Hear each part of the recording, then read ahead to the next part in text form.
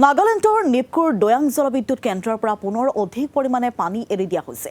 খুলি দিয়া হৈছে 4খনকৈ গেট। বিয়লি 4 বজাত জলাধাৰৰ পানীৰ স্তৰ 322.74 মিটাৰত থকাৰ সময়ছোৱাতে 4খন স্পিলৱে গেট 1.25 মিটাৰকৈ খুলি প্ৰায় 213 কিউমেক্স পানী এৰি দিয়া হৈছে আৰু ইয়াৰ ফলত ধনশিৰি আৰু দয়াং নদীৰ নিম্নাঞ্চলত পানীৰ স্তৰ বৃদ্ধি পাব পাৰে বুলি আশংকা কৰা হৈছে। নদীৰ কাষৰীয়া অঞ্চলসমূহৰ ৰাইজে সতৰ্ক হৈ থাকিবলৈ প্ৰশাসনে আহ্বান জনাইছে।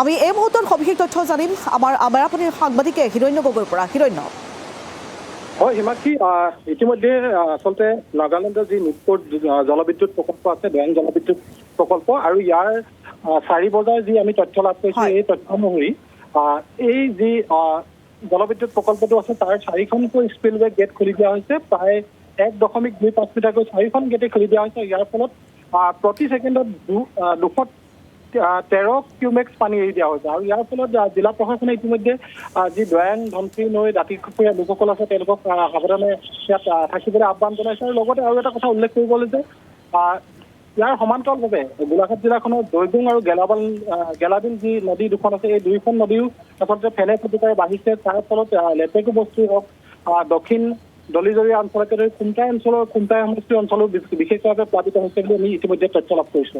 আৰু নিপকুৰ যি আচলতে পানী 4 বজাত এৰি দিয়া হৈছে, যথেষ্ট পৰিমাণে বেছি পানী এৰি দিয়া হৈছে। ইয়াৰ ফলত আচলতে নিশাৰ ভাগলৈ এই অঞ্চলটোত দয়াংপুৰীয়া যি অঞ্চলটো আছে বা মেৰাপানী সীমান্ত বা সৰুপথাৰ সীমান্ত আছে, এই সীমান্তৱৰ্তী অঞ্চলবিলাকত আচলতে বানে প্লাবিত কৰাৰ আশংকা কৰা হৈছে।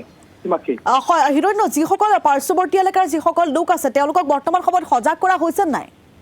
হয়, ইতিমধ্যে আচলতে জিলা প্ৰশাসনে বা SDRF বা NDRF বাহিনী সকলো সষ্টম হৈ আছে। এই সীমান্তৱৰ্তী অঞ্চলটোত যিহেতু এই নিপকুৰ যি আচলতে গেট খুলি দিয়াৰ ফলত হ'ব পৰা বানৰ আশংকাৰ সম্পৰ্কত জিলা প্ৰশাসন অৱগত হোৱাৰ সমান্তৰালভাৱে আচলতে নৈপৰীয়া ৰাইজক সজাগ কৰি তোলা হৈছে। আৰু যিকোনো সময়তে পানী বৃদ্ধি হ'ব পাৰে, যিহেতু আমি পৰৱৰ্তী দিনকেইটা দেখিছিলো যে কিছু পৰিমাণে এই নিপকুৰ গেটকেইখন খুলি দিয়াৰ ফলত কিছু লোকৰ ক্ষতিগ্ৰস্ত হৈছিলে, যদি ঘৰ বাৰীত পানী সোমোৱা নাছিলে, কিন্তু তেওঁলোকৰ খেতি পথাৰ বানত প্লাবিত হৈছিলে। কিন্তু আজি অধিক পৰিমাণে পানী খুলি দিয়াৰ ইতিমধ্যে তথ্য সদৰি কৰিছে। ইয়াৰ ফলত আচলতে অধিক পৰিমাণে জলমগ্ন হোৱাৰ আশংকা ব্যক্ত হৈ পৰিছে এই মুহূৰ্তত।